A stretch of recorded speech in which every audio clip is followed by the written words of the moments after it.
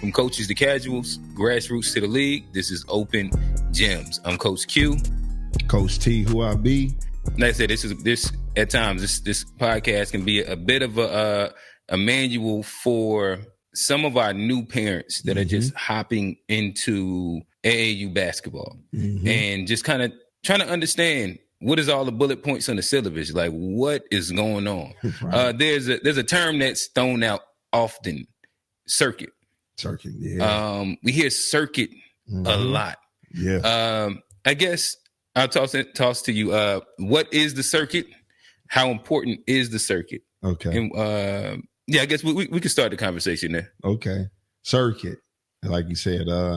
From what I did research, when I went in, I wanted to know because hearing it as being a parent, it just sounds like it's just so important. And that you have to do it. And then what you find out is some programs misuse that word and they try to, lead you one way, but really, they not doing it like the other program is doing it.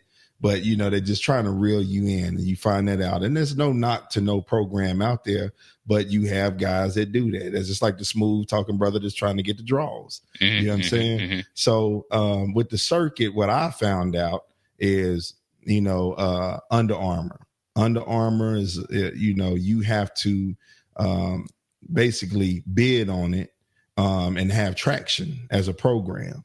And then, once you bid on it, and reach out, it's like a application process, once you do that, they'll tell you when they have their conference call and then they'll do research on you as a program.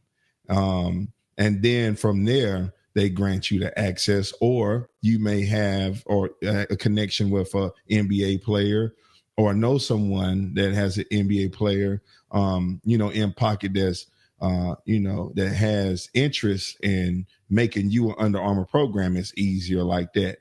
Under Armour was a little harder from what I see to get in. Now, then you have the Nike programs where, Made Hoops kind of funnels.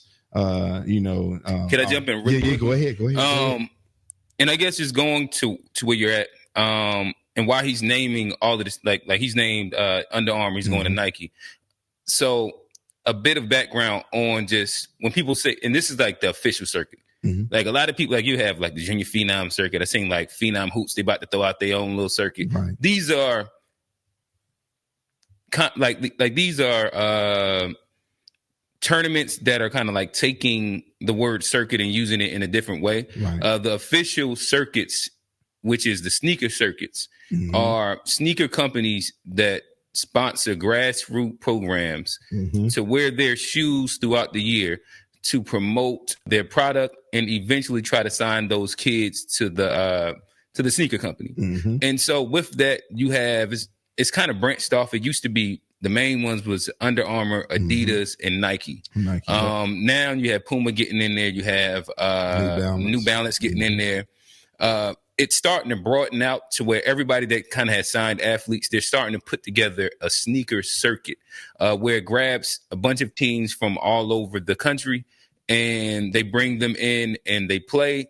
And typically these circuits, which happen during the summertime, high school, these are where a bunch of college or the majority of college coaches will come to see concentrated talent at the same exact spot. And this is where you get into like the Peach Jams, if you've heard of that. Like any of these things, these are quote unquote, when people say circuit, these are the circuits where it starts in like maybe March, April, and it runs through June where they'll have like their nationals. And this is done during what is called the live period. Yeah, I toss it back to you. I know you was going through like the process of actually getting onto it. No, that's a good breakdown, because I skipped all of that. But, but once you get back into that, you have the Nike program and then, like you said, the Adidas programs. And, this word circuit is thrown out. And then when people get a taste of it, like you said, when we was just talking about the player development and the wins, you got the overzealous parent that want the circuit. They want the circuit. They want their kid to be a part of it. They'll do anything to take a picture with their kid with the trophy.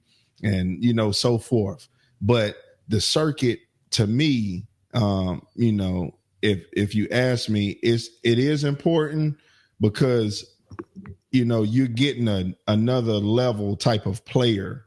You're getting the overzealous dad, and you got 6 or 7 kids on that team, you know, which is good for your kid if you're somewhat overzealous dad, that, you know, you care about how your son look, you care about how he play, you care about his development. Your kid may be the best kid on his team, and then you go search and find this team, and you know, or you find a circuit team where you playing against all the dads, talents, with all the dads. That's what I call it. A team with all the dads.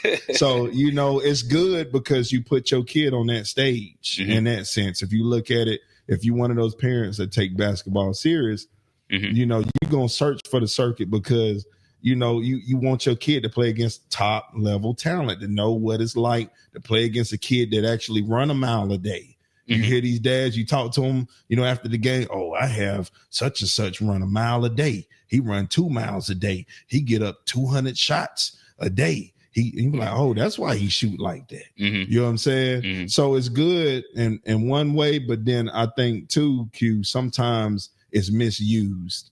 And sure. And where we gotta park it is like what we was talking about, just with the development players, and then, you know, if you're the coach that's trying to win. If you got kids that's developing, it's not bad to throw them in the circuit because you want them to be able to see what the stage is like. I remember the first time we played in Big Shots, like it was spooky for our kids because all they know is they seen it on Instagram. They seen the shout outs that they give them. And Big Shots is not a big circuit, but that's like one of the best things to play in under Phenom, and Big Shots is where the teams that is something play. They will hop in there too. When they're not playing in the Adidas and the Made stuff. Like the team, the who's is at these tournaments. So I threw my guys in, and I'm like, we ain't gonna do Adidas or, you know, or none of that because we didn't. And that's where you get the cross sneaker company battles actually. Right. Yeah. So I didn't, you know, I throw them in there and let them see it, and then what you see is it's needed. So, but the magnitude of what these dads do, sometime I feel like you don't have to go that overboard with it. Some of these guys act like their kids are going to get like an offer tomorrow at 3rd or 4th grade.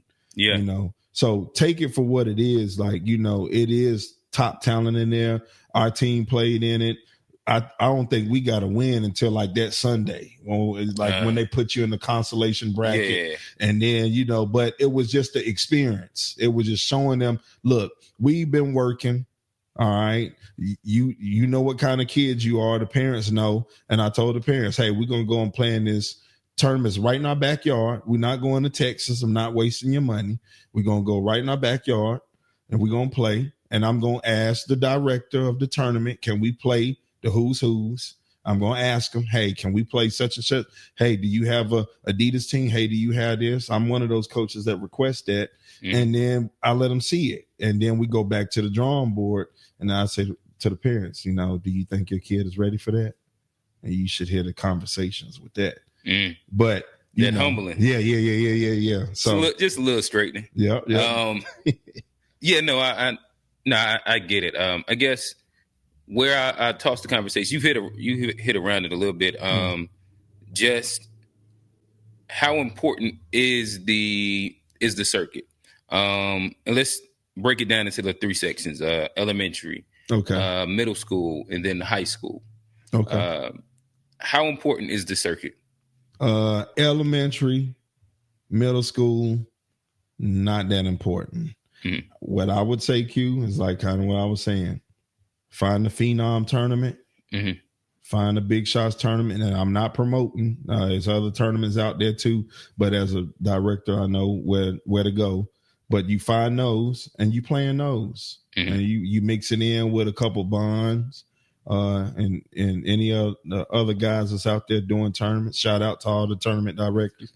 But at the elementary, middle school, you find those, and then if your kid if you're one of those parents that you really invest in your kid, and you working on his body and stuff at middle school and him getting shots up.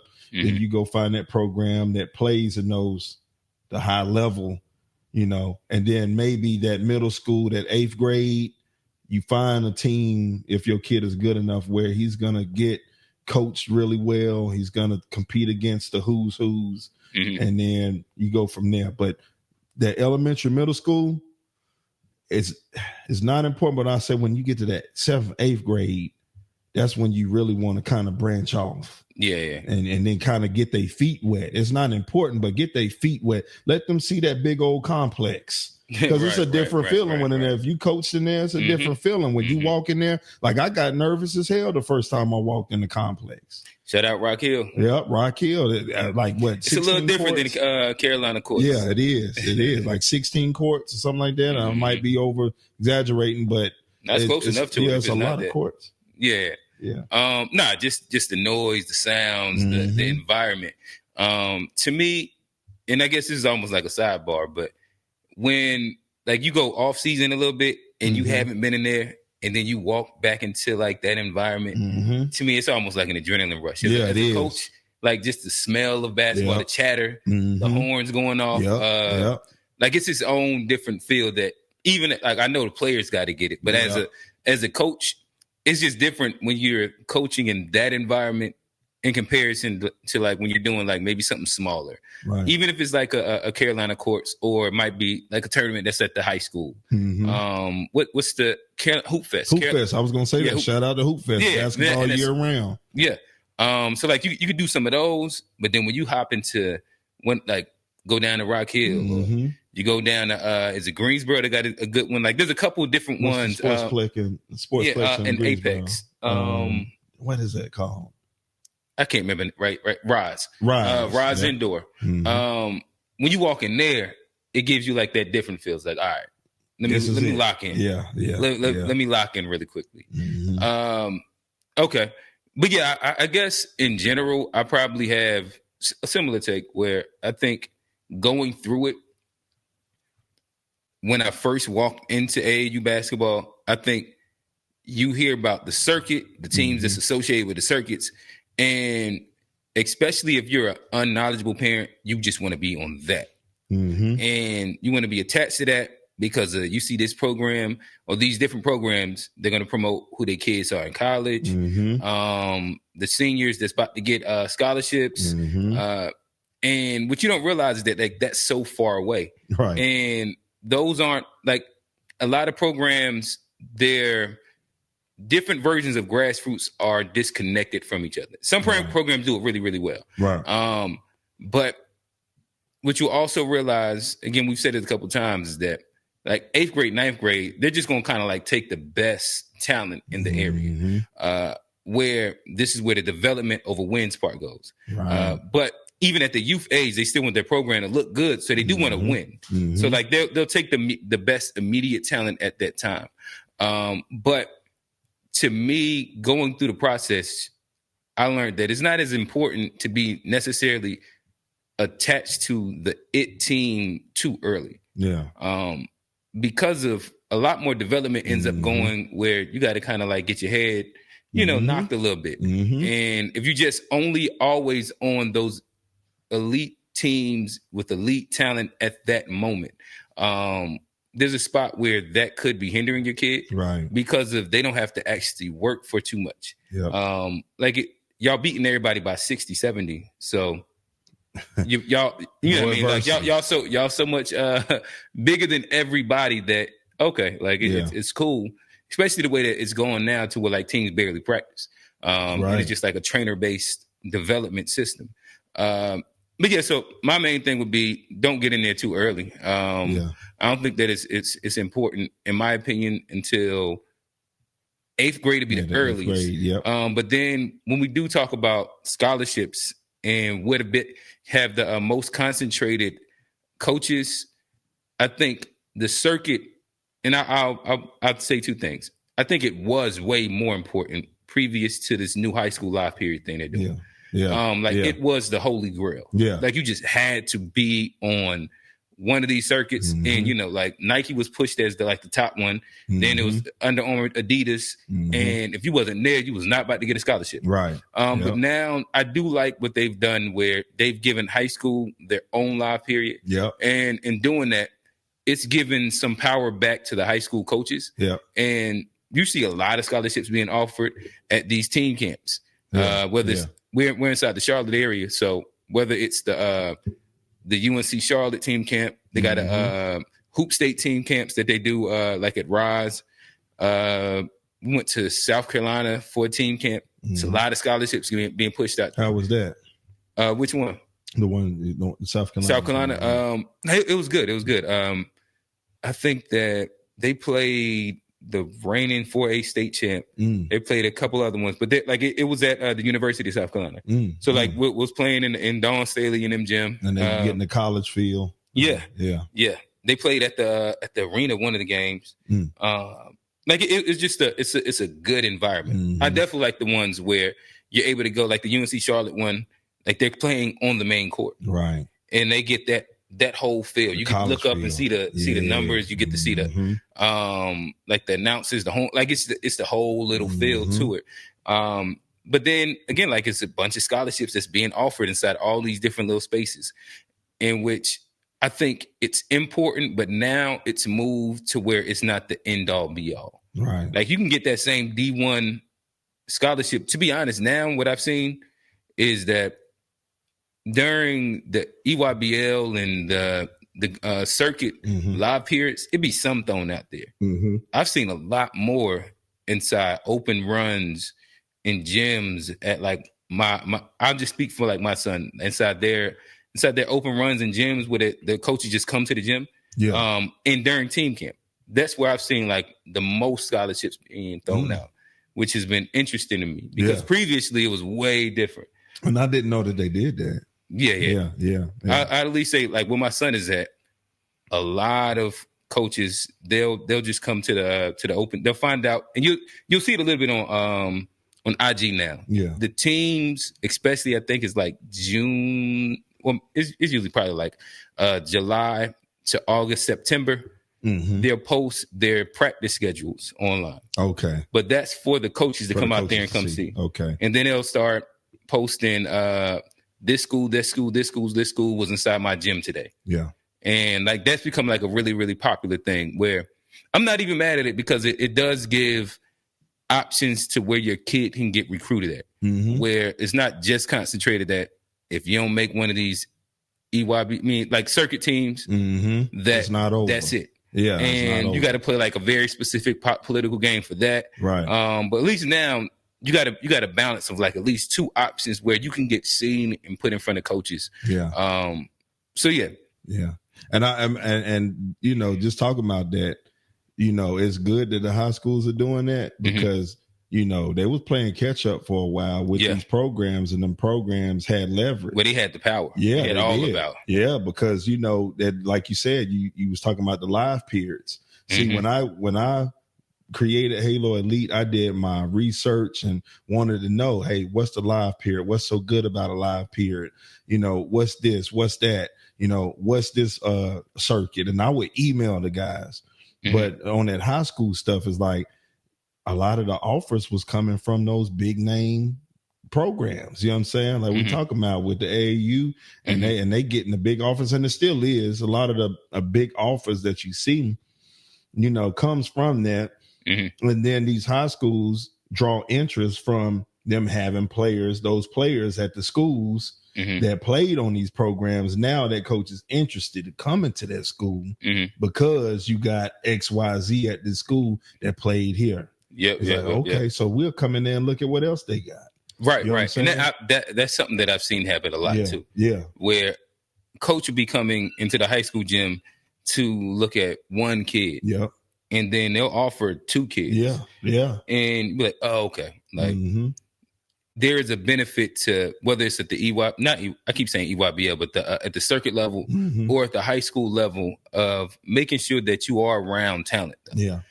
Because if talent brings more odds. And if your kid is inside the right situation, right moment, and is ready, they can benefit off of those. Yeah. You can benefit off of being in the right place at the right time. I think we keep thinking about EYBL because that's a lot of the ones you hear about. Yeah. You know, I know with us, that's the program that we first came into. Yeah. But we, you know, again, shout out Team United. That was the program that we came in up under. Yeah, and like that was the first program. I think we've all probably been on different circuit teams throughout like the journey, but that was like where it first started, where I had to do all my research and be like, what's this? Is this? Yeah, what is it? Yeah. What is this? It sound like the boogeyman coming in. Like, right. You like, what is it? Yeah, everybody keep talking about it. So, like you said, me, I email. Me being who I am, I'm like, man, let me email who throwing these tournaments. Yeah. And let's see what it's about. You know what I'm saying? And what is, you know, what you find out is they got grassroots side, and then, you know, they feed that into the high school side. Yeah. And, you know, so that's why, you know, the kind of, you know, piggyback off what you were saying earlier too about maybe around the 8th grade, I would say maybe the 7th grade, you kind of find you a team or a situation.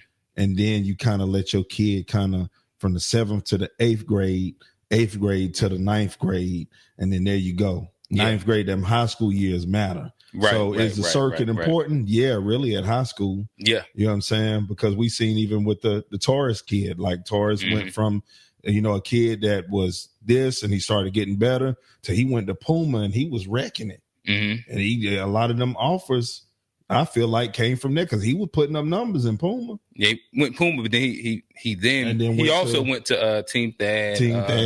Over at an EYBL and was putting up the same numbers, and then putting up numbers. The floodgates started opening. I literally had a homeboy. He does video in it's like one of them middle of the country states or whatever. Yeah, and he was like, "Who is this Taurus kid?" Oh, so he knew about him. Yeah, he was just doing video at the game, and like they'll say where the kids at, and so he know like I'm in Charlotte. I went to school with him out in Durham, but he moved like middle of the country, but he does like a lot of video for programs. I forget, maybe it's Mocan that he does, like, you know, he just does travel and video for him. But he was like, who's this kid Taurus from Charlotte? And I was like, oh yeah, nah, he's one of them ones. He was like he's and he was just kind of running down what he was seeing live in the game. And I was like, like this is like one of his breakout moments there, where he's going. I think Taurus might have had 30 in that game. He was playing with Team Thad. I forget which stop it was, but yeah, nonetheless, you know, shout out to the circuit. Yep, shout out to the circuit. And just to run back what you're saying, parents, if you watching and guys, and we liking that y'all subscribing and viewing and keep doing it, keep encouraging, because our job is to kind of let you know what we've been through and what we experienced and kind of help you navigate through this thing. If you don't know, what you're going to find out, just like in life, is a bunch of liars and there's people that's you know, that's the truth. You got the light and you got the dark. All right. So, you know, in the younger years, 2nd to maybe 6th grade, you want to make sure that your kid got a situation where he can play and develop. Then from that 6th grade year, you look at your kid. And if y'all gonna put that work in by 7th grade, you need to be finding you a situation where they playing like what I got, like Under Armour, you know, where they can get their feet wet, and then they play them grassroots years, 7th grade, 8th grade, and then they might not stick with you. They might outgrow your program. And coaches, and coaches, I'm gonna say this again, coaches, let that kid go. If he outgrows your program, stop trying to hold on to him if there's another bigger and better situation for him. And then when it comes to that high school, 9th grade, they most definitely need the circuit, because a lot of that live period stuff that you talk about is big live period stuff in Adidas Gauntlet. What's that? The Peach Jam, EYBL, Adidas, Gold, and then you got Puma now with the Pro 16. So, you know, that's the rundown on how this thing goes. Don't be so pressed to play with it early on. Just make sure your kid developing. Make sure they're ready when them scholarships is starting to really get offered out.